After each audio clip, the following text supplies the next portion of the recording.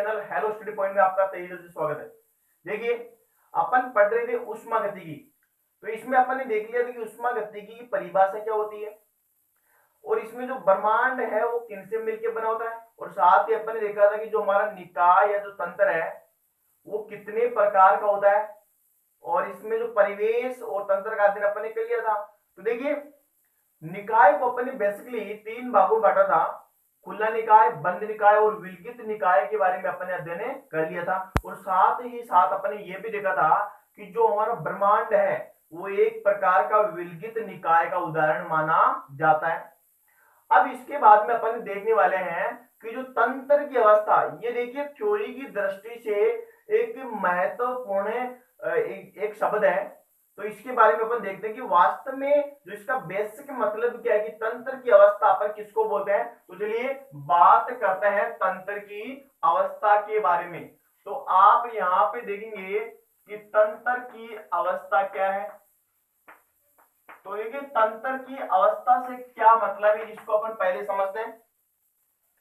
तंत्र की अवस्था में अपन मापनीय योग्य गुणों का अध्ययन करते हैं। तो यहाँ पे अपन लिख देते हैं कि इसमें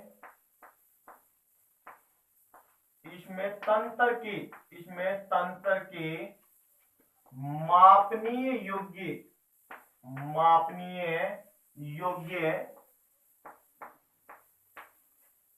गुणों, और ये गुण देखिए कौन कौन से होंगे। तो मैं यहाँ पे लिखता हूं प्रेशर, वॉल्यूम, टेम्परेचर, यानी कि इन गुणों को अपन ने माप सकते हैं और ये एक प्रकार के वृद्ध गुण है। मापनीय योग्य गुणों का अध्ययन किया जाता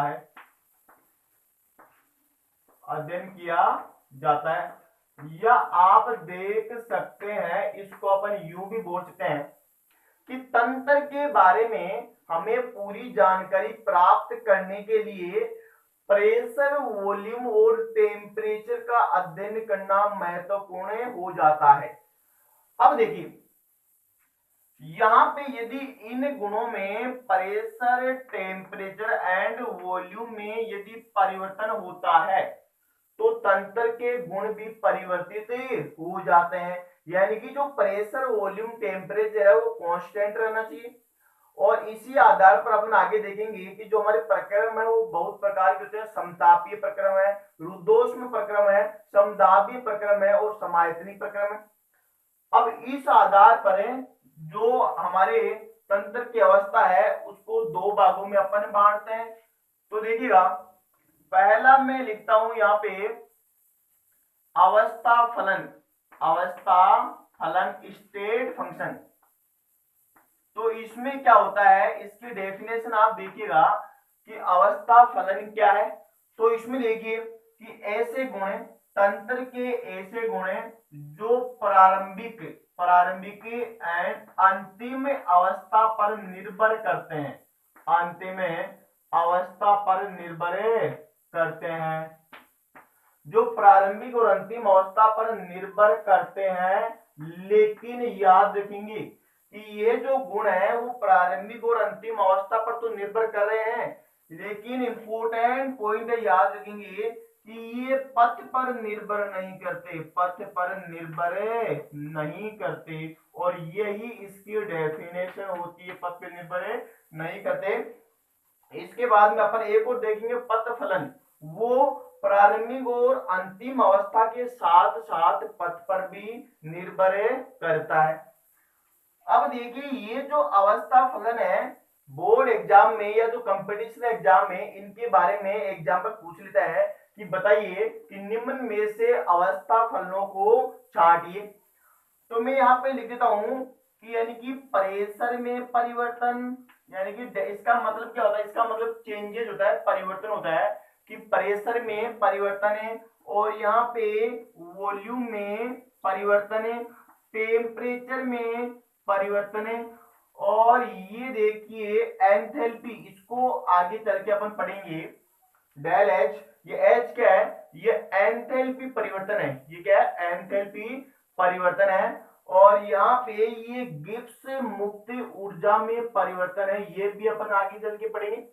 और ये रासायनिक अभिक्रिया के होने के बारे में बताता है, कि रासायनिक अभिक्रिया किस दिशा में संपन्न होगी, डेल एच। और मैं आगे यहाँ पे और भी लिख देता हूं यहाँ पे देखिए जो आंतरिक ऊर्जा में परिवर्तन, तो ये हमारे क्या है, ये जितने भी मैंने यहाँ पे एग्जाम्पल लिखे हैं ये अवस्था फलनों के एग्जाम्पल है। अब आप बोलेंगे कि सर आपने यहाँ पे जो परिवर्तन का साइन क्यों लगाया है, तो इसमें आप देख सकते हैं कि परिवर्तन का मैंने साइन इसलिए लगाया है कि ये प्रारंभिक और अंतिम अवस्था पर निर्भर करते हैं। जैसा कि आप इस एनर्जी को देख लीजिए, ये डेल ई का मतलब क्या होता है, इसका मतलब क्या है कि अंतिम ऊर्जा यानी कि ई फाइनल माइनस ई इनिशियल, अंतिम ऊर्जा माइनस प्रारंभिक ऊर्जा। और जो परिवर्तन होता है उसको अपन इस साइन से दिखाते हैं, क्योंकि यहाँ पे प्रारंभिक अवस्था है और अंतिम अवस्था मैंने इसको लिख दिया है। तो नोट में अपन क्या पॉइंट लिखेंगे कि अवस्था फलनों को परिवर्तन के आधार पर दिखाया जाता है। तो नोट में वेरी वेरी इंपॉर्टेंट पॉइंट है, मैं लिख देता हूं कि अवस्था फलनों को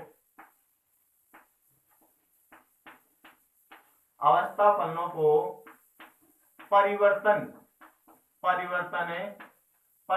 को मैं लिख देता हूं यहाँ पे डेल परिवर्तन के रूप में प्रदर्शित किया जाता है और क्यों किया जाता है, क्योंकि ये प्रारंभिक और अंतिम अवस्था पर निर्भर कर रहे हैं, इसलिए अपन परिवर्तन के रूप में इसको दर्शाएंगे।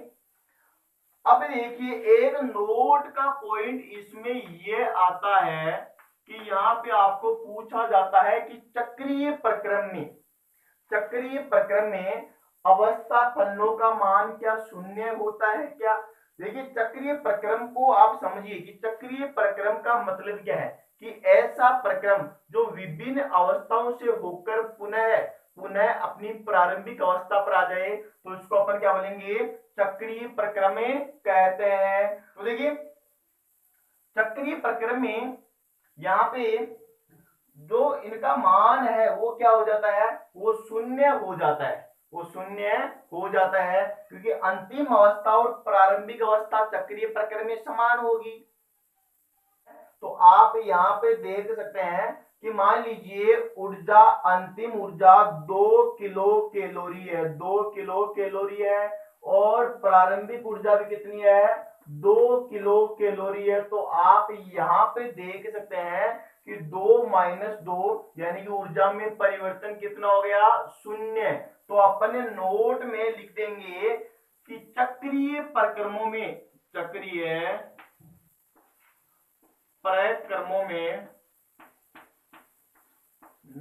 अवस्था फलनों का मान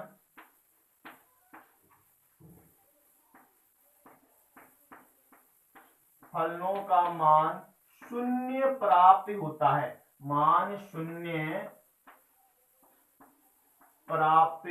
होता है, और हमें पता है कि अवस्था फलन हमारे यहाँ पे कौन कौन सी है। तो आप देख सकते हैं कि जो दाब में परिवर्तन वो भी क्या होगा, शून्य। यहाँ पे जो आयतन में परिवर्तन वो भी क्या होगा, शून्य। और यहाँ पे जो टेम्परेचर में परिवर्तन है वो भी क्या होगा, शून्य। इसी तरह एंथैल्पी में परिवर्तन वो भी शून्य होगा, आंतरिक ऊर्जा में परिवर्तन वो भी क्या होगा, शून्य होगा। और यहाँ पे जो मुक्त ऊर्जा में परिवर्तन है वो भी क्या होगा, शून्य। तो हमारा यहाँ से वेरी इंपॉर्टेंट नोट से क्वेश्चन बनता है कि चक्रीय प्रक्रमों में अवस्था फलनों का मान शून्य प्राप्त होता है। इसको आप यहाँ पे याद रखेंगे। अब इसके बाद में अपन पढ़ते हैं दूसरा जो हमारा तंत्र की अवस्था का प्रकार है, उसके बारे में अपन डिस्कशन करेंगे। तो ध्यान दीजिए, दूसरा हमारा हो जाएगा पथ फलन, पाथ फंक्शन। इसको इंग्लिश में पाथ फंक्शन के नाम से जाना जाता है।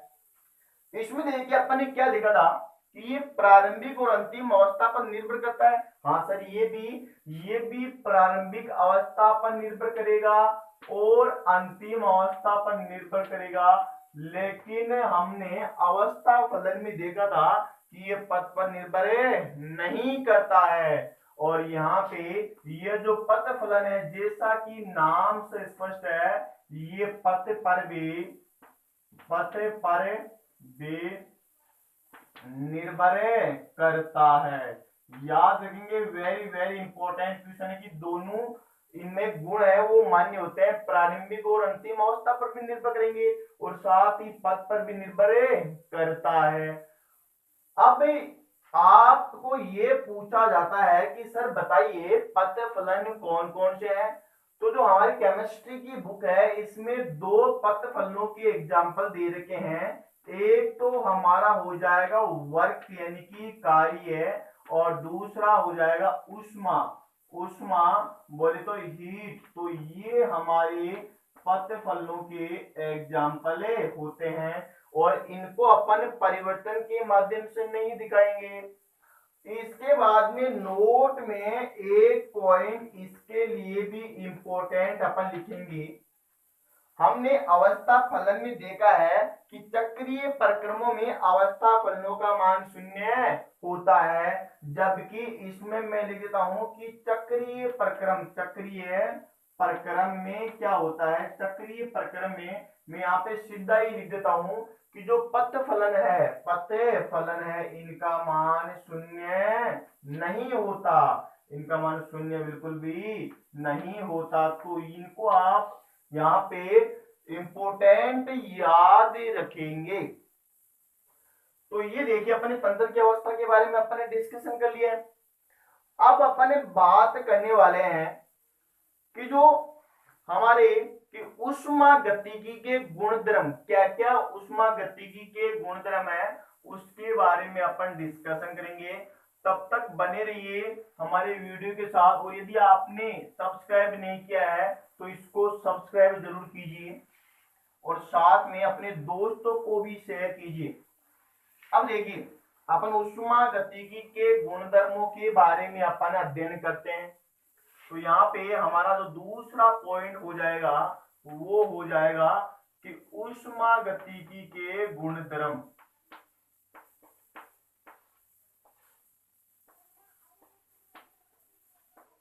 और ये देखिए उष्मा गतिकी के जो गुणधर्म है वो मुख्यतः दो प्रकार के होते हैं। कितने प्रकार के बच्चों? वो मुख्यतः दो प्रकार के होते हैं। तो इनका अपन कंपैरिजन में ही अध्ययन कर लेते हैं। यहाँ पे देखिए मैं इस साइड में लिख देता हूं कि विस्तरण गुणधर्म, और यहाँ पे मैं लिख देता हूं कि गहन गुणधर्म। विस्तरण गुणधर्म और यहाँ पे गहन गुणधर्म। तो देखिएगा कि इन दोनों को अपन कंपैरिजन के माध्यम से समझते हैं कि एक्चुअली जो विस्तरण गुणधर्म वो क्या होते हैं और जो गहन गुणधर्म एक्सपेंसिव जो प्रॉपर्टीज है वो क्या होती है। तो ये जो गुणधर्म है ये निकाय में उपस्थित पदार्थ के द्रव्यमान बोले तो मास, उसका वजन, द्रव्यमान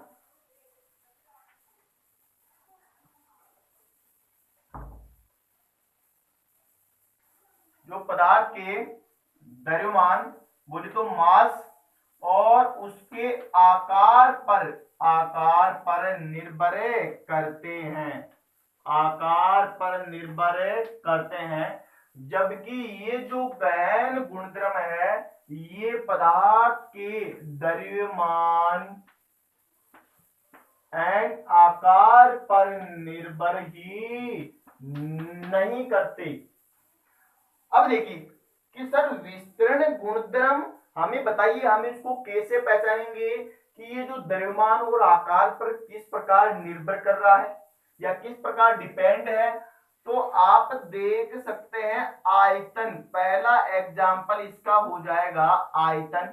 तो यहाँ पे ये इसके एग्जाम्पल है कि आयतन। अब आप देख सकते हैं कि मान लीजिए किसी बर्तन में कुछ पदार्थ है तो उसका कुछ ना कुछ वजन या आकार होगा। तो मतलब आयतन है तो ठोस भी हो सकता है, द्रव भी हो सकता है और गैस भी हो सकता है तो उसका वजन होगा, और वजन या आकार है मतलब वो कौन सा है, विस्तरण गुणधर्म है। तो यहाँ पे आप देखिए आकार आयतन आप मान सकते हैं, मान लीजिए कोई द्रव्यमान है तो वो भी क्या है, विस्तरण गुणधर्म है। इसके बाद में अपन लिख देते हैं कि मोल, मोल भी पदार्थ के द्रव्यमान पर निर्भर करते हैं, क्योंकि मोल के बेसिकली अपन 3 फॉर्मूले पढ़ते हैं। जो पहला फॉर्मूला हमारा वो क्या होता है कि यहाँ पे पदार्थ का द्रव्यमान अपॉन पदार्थ का अणुभार, यानी कि जो मोल है वो भी हमारा द्रव्यमान पर निर्भर होता है।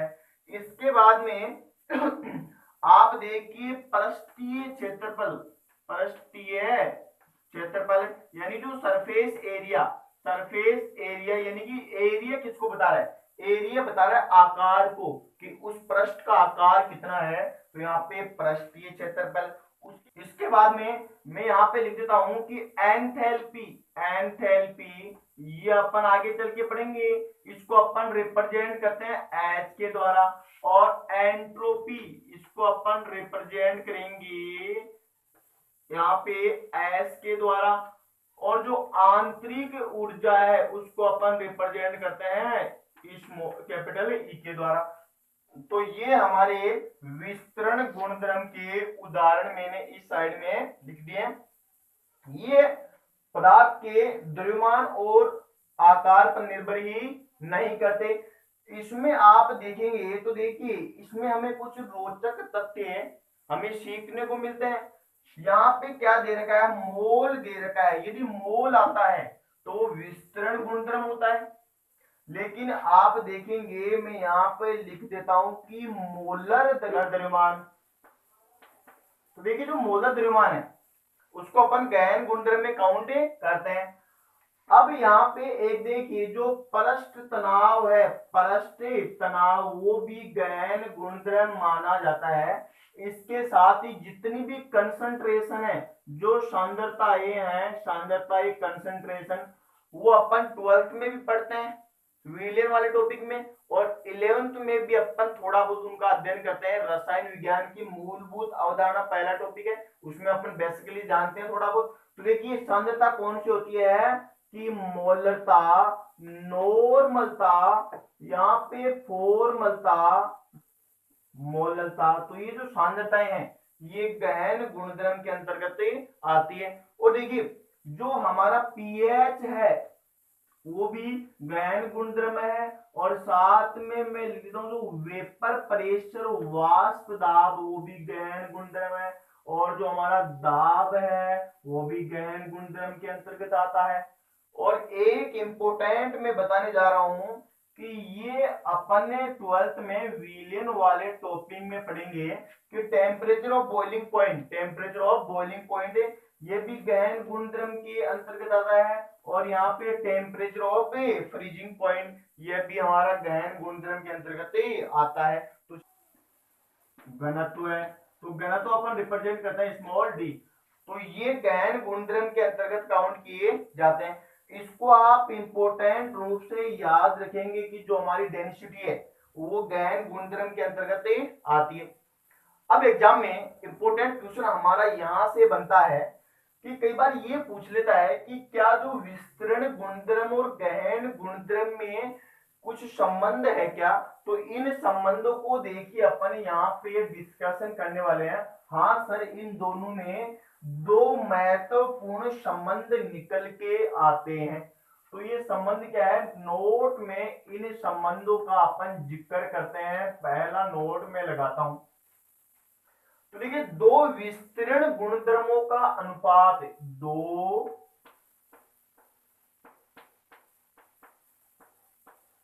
विस्तरण गुणधर्मों का अनुपात,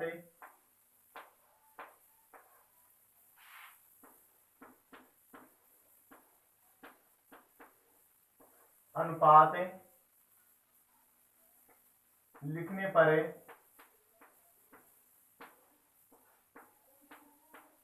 पर गहन गुणधर्म प्राप्त होता है, गहन गुणधर्म प्राप्त होता है।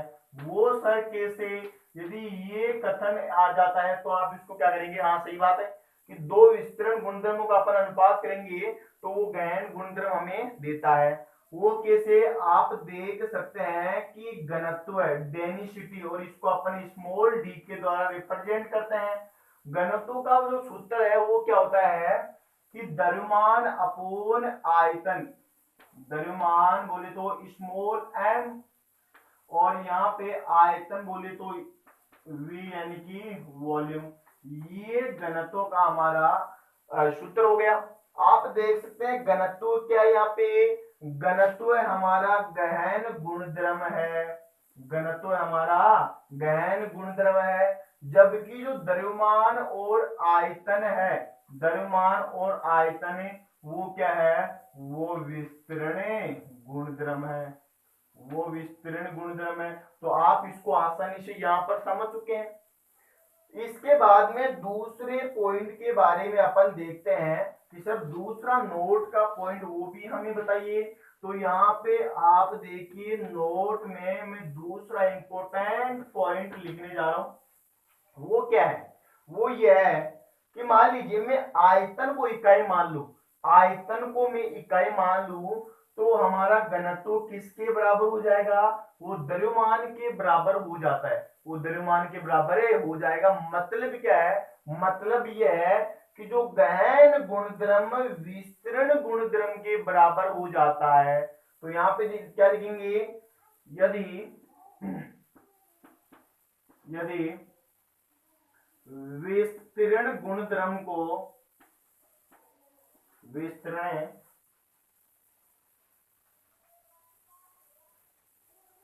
इस पॉइंट को देखिए अपन साइड में बता देते हैं। यहां पे आप देख लीजिए इसको,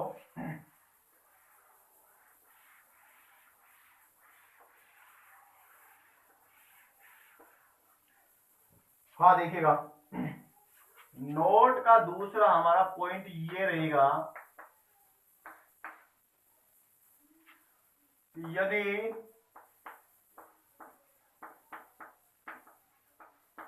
विस्तरण गुणधर्म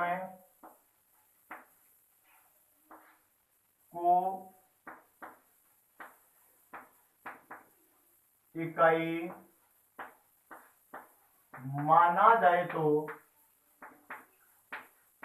विस्तरण गुणधर्म को इकाई माना जाए तो वह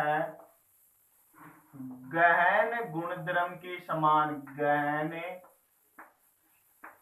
गुणधर्म के बराबर हो जाता है, बराबर हो जाता है। देखते हैं कि कैसे किसी भी क्वांटिटी को अपन इकाई मानने पर वो गहन गुणधर्म के बराबर कैसे हो जाता है। तो आप यहाँ पे देखिए कि जो घनत्व है उसको अपन लिखते हैं कि द्रव्यमान अपोन क्या करेंगे, वॉल्यूम ऑफ मैटर यानी कि पदार्थ का आयतन। यदि मैं यहाँ पे वॉल्यूम को इकाई मान लेता हूं, वॉल्यूम को मैं कितना मान लू, इकाई मान लू। हमने ये बोला है कि किसी यहाँ पे विस्तरण गुणधर्म को अपन इकाई मानेंगे, और इकाई मानेंगे तो हमारा जो घनत्व है वो किसके बराबर हो जाएगा, घनत्व है वह द्रव्यमान के बराबर हो जाता है। तो ये आप इसको याद रखिए, वेरी वेरी इंपॉर्टेंट पॉइंट है। और आप देख भी सकते हैं कि ये जो घनत्व है ये अपन ने गहन गुणधर्म के अंतर्गत पढ़ा था, और जो द्रव्यमान है ये अपन ने किसके अंतर्गत पढ़ा था, ये विस्तरण गुणधर्म के अंतर्गत पढ़ा था। तो ये आपको आसानी से समझ आ चुका है, और इसके साथ ही आप पढ़ते रहिए, मस्त रहिए। मिलेंगे नेक्स्ट लेक्चर में नए जुनून तथा जोश के साथ।